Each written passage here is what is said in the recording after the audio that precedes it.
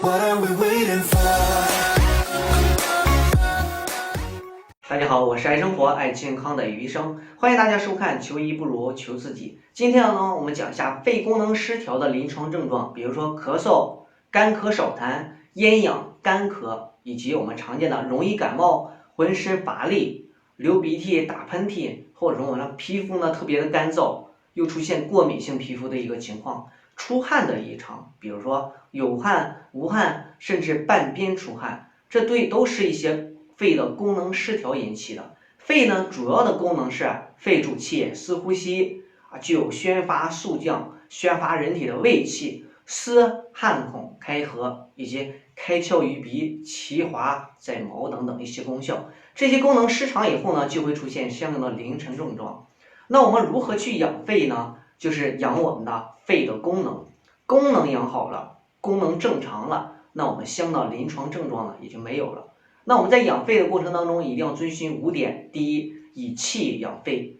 那我们都知道，肺主气，司呼吸，呼出我们体内的浊气，吸入我们大自然的清气，那是在肺部进行交换的。所以，我们大自然的清气呢，要对环境呢要求是比较严格的。比如说，我们要去一些草木繁盛的地方，公园、植物园等等，那样的空气呢是非常清新的，吸入的清气呢质量也非常好。少去一些环境特别脏、特别乱的地方，比如说二手烟的一个吸烟情况，或者说环境特别差的，我们尽量少去。这样的话，对于肺的气体的交换呢是有一定的好处的。第二呢是以水养肺。那我们都知道，肺呢喜润污燥的，这个水呢来自于哪里呢？第一，食物当中，我们常见的食物呢是以白色为主，因为在五行当中的五色呢以白色入肺，所以说呢常见的比如说甘蔗，还有银耳以及秋梨，还有百合、莲子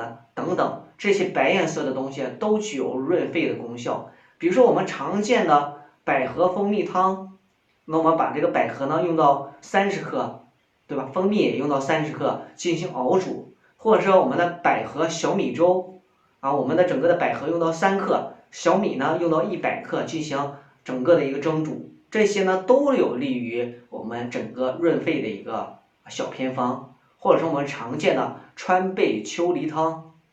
或者川贝秋梨蒸煮。那我们把整个的川贝呢打成粉，用到3克就可以，把整个梨呢进行蒸煮，有利于润肺。但是呢，川贝呢是清热化痰的，它的性是凉性的，对于一些寒痰咳嗽，比如说它的是清洗样痰、寒痰的，没有黄痰、黏痰是不适合用的。这样的话，我们以萝卜代替就行了，把萝卜进行蒸煮，也具有润肺的作用。那以药养肺呢，我们常见的药物包括北沙参、南沙参，还有一些百合、麦冬等等，这些呢都具有润肺滋阴的作用。那第三呢是以笑养肺。那我们都知道，肺呢在五志当中属悲的，过度的悲伤呢是损伤我们整个的肺气。那我们笑呢是克制我们的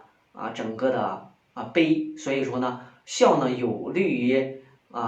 阻止我们悲引起的肺的损伤。所以说我们经常笑呢，对于整个的肺的功能呢还是有一定的调节作用的。那我们第4点呢是以动养肺。经常的运动呢，我们人体的气机呢是非常的舒畅的，肺呢又主宣发和肃降，所以说经常的运动呢有利于肺的宣发肃降的功能的一个施展。那最后呢以血养肺。我们常见的穴位呢是我们鼻翼旁的迎香穴，迎香穴呢具有治疗流鼻涕、打喷嚏、过敏性鼻炎等等，它有一个特效穴。那我们经常去按压这个迎香穴呢，有助于我们整个鼻部的功能的一个施展，因为肺开窍于鼻。